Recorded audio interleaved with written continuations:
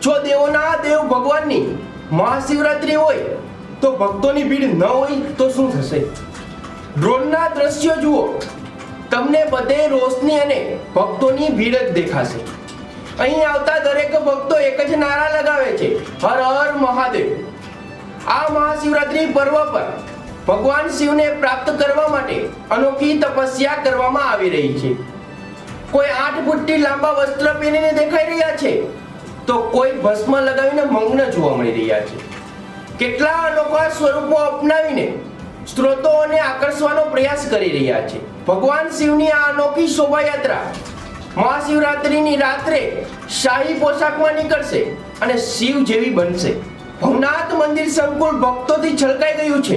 લોકોએ ભવનાથનો ઉત્સાહનો આનંદ માણ્યો હતો.